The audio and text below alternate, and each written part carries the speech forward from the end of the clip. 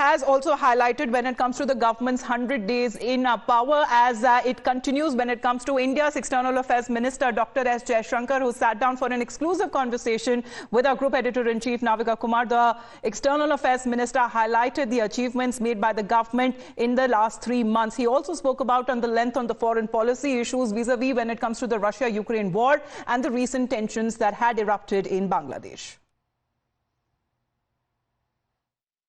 Joining me on this live broadcast on the day the Modi Sarkar 3.0 turns 100 days old, and on the day the Prime Minister's birthday, the 74th birthday takes place, which is being celebrated by the BJP, is External Affairs Minister Dr. Jaishankar. Dr. Jaishankar, pleasure to have you here on Times Now.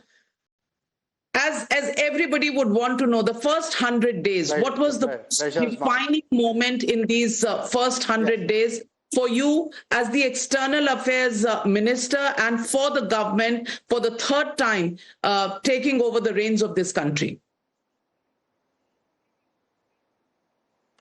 Navika, first of all, let me say it's a great pleasure to be back on the channel. And I would say this, look, because it was the third term, we were ready to go from day one.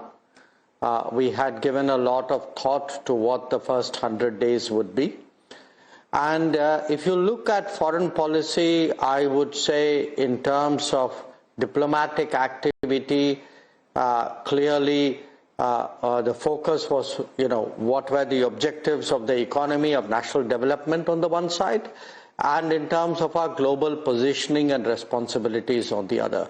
So when it comes to the first one, I mean, you saw the Prime Minister go immediately after the swearing in to the G7 summit. He met all the G7 leaders there, many others as well. Then he went on a trip to Southeast Asia, to ASEAN, to Singapore and Brunei. And these were, I think, directly related to what we are expecting to do, and I'd be happy to talk about it in terms of the economy and national development. In terms of the positioning and our responsibilities, I think the most important steps he took were the visits to Russia and Ukraine. And the fact that today we are one of the few countries who can talk to both these governments, both these countries at this very difficult time, and to see what is it that we can do really to deal with a conflict which has now gone on for so long. We've also had the Voice of the Global South Summit, the third one, which happened in August. Now that's very important because doing it before going into the UN General Assembly, I think, was very important. It kind of motivates the Global South to come together. So overall, I would say purely in terms of diplomatic activity, at the Prime Minister's level, we really have got off to a fast start, got some important things done.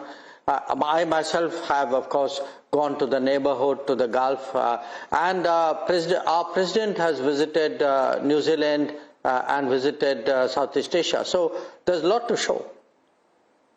Dr. Jaishankar, you speak about the Prime Minister's visit to both Russia and Ukraine. There has been a lot of flack that your government has faced from the opposition. During elections, of course, Papa War Rukwa Denge was an interesting meme that came up. Do you think, realistically speaking, India can and will play, in the foreseeable future, a role to put an end to the war? Because, meeting with Putin and then with Zelensky, the body language, what did it convey to you? Look, Navika, during election times are times for polemics, they are time for memes. The fact is 20,000 Indian students got out, didn't they? That's the proof of the pudding. And they got out at a time when, in the middle of fighting, and at the time when they were getting out, the fighting had stopped. So the reality is there for everybody to see. No, it was never anybody's claim that we stopped the war forever. It was our claim that for the evacuation of our students, we were able to get something exceptional done. So let's get the facts straight on that. regarding the current situation, look, the Prime Minister went to Russia. He had a very long conversation with President Putin, and thereafter he made this trip, which by the way was the first ever trip of any Indian Prime Minister to Ukraine. Now, he had a long discussion, detailed discussion with President Zelensky. I was there myself with him, assisting him in that regard. And again, my sense is, we have not gone there with a peace plan, but we have gone there to express the global sentiment that this war is hurting everybody, including the two parties who are fighting the war, and that there is a global desire for this conflict to stop. And if we can do something which, you cannot be fatalistic in such a situation and say somebody else will take care of it, or it will keep carrying on till, everybody gets exhausted. That's also one way of looking at it, I guess. That's not the way we want to look at it.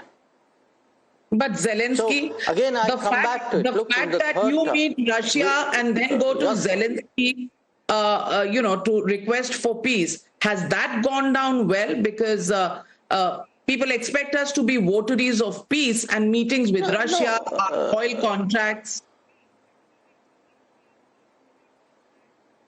No, I think, look, you got to get your basics here right. We went to Russia because we have a relationship with Russia.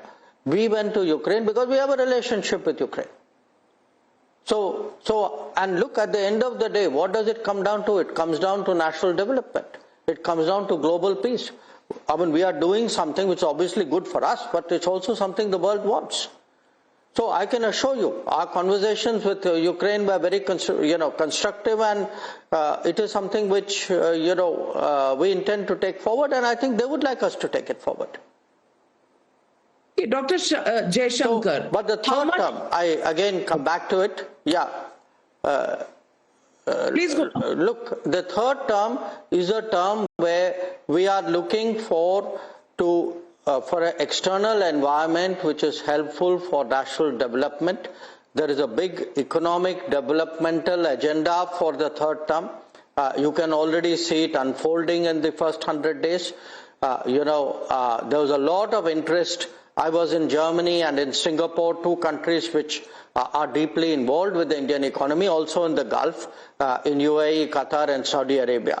I think there's a lot of interest today in what we are doing in terms of industrial nodes, the 12 nodes we've announced, in terms of what we are planning on the semiconductor, the entire that particular domain, in our skilling programs, because there is a global appetite today to invest in India, to work with India, to have Indians working in the global workplace as well.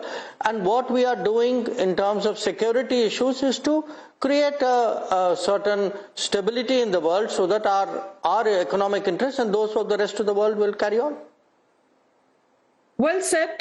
Does the situation in our neighborhood, especially Bangladesh, worry you at the moment? The attack on minorities, that is Indians there, the fact that Sheikh Hasina is still in India, may not be the most comfortable of situations given the new dispensation in Bangladesh. How do you see the road ahead in our relationship with Bangladesh and our decisions on Sheikh Hasina? Well, Navika, look, we have a deep relationship with all our neighbors, and in the last decade, in the first two terms of the Modi government, I think those relationships have actually really, in a way, become very much stronger. I mean, if you measure it by any metric, you can see the progress in that relationship. So, what happens in our neighborhood is, I mean, neighboring countries also have their politics, and sometimes their politics go a certain directions, and, in their own society, there may be some turbulence. I think the mature thing is to wait for it to settle down and then see, how the basic the fundamentals of our relationship, which are so strong, that they assert themselves. Now, this is not a theoretical proposition. I think a lot of people said a lot of things with some of our other relationships. I mean, at various points of time, questions have been raised about Nepal, about Sri Lanka, about Maldives. But I suggest to you that in every case, we have been mature, we have been patient, we have actually given space for events to sort themselves out. And you would see that in each case, actually, the deep convergences, these are all, look, with every neighbor, there is trade, there's movement of people. Our economies today are so closely interwoven that the people-to-people contacts are so strong. I think these are very steadying factors in the relationship, and I expect that to be the case here as well. On Sheikh Hasina?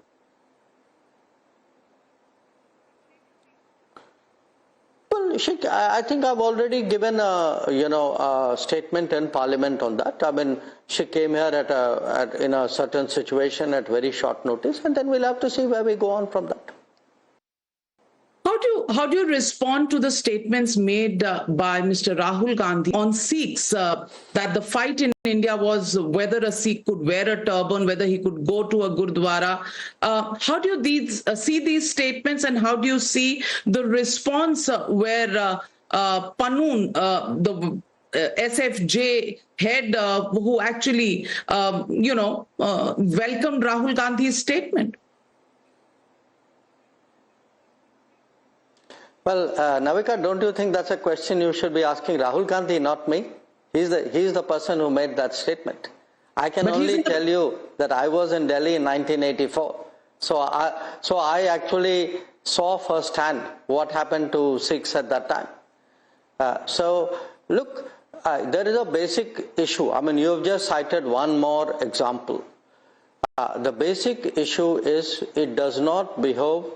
I think anybody of any standing, formal or otherwise, in India, to by all means debate at home. But I think to go outside and then to make these kinds of statements, which will naturally be used by people who are anti-India. I mean, you are providing them fodder. Now, whether you're doing it consciously or whether you're doing it without understanding, I mean, I don't know which one is worse. I mean, what can I say beyond that? Dr. Jaishankar, his meeting with US lawmakers like Ilhan Omar on, her ties with Pakistan, well known. Do you think this puts India in an awkward position in its formal relationship with the United States of America, especially since the Prime Minister is scheduled to visit the United States for the Quad meeting just in a few days?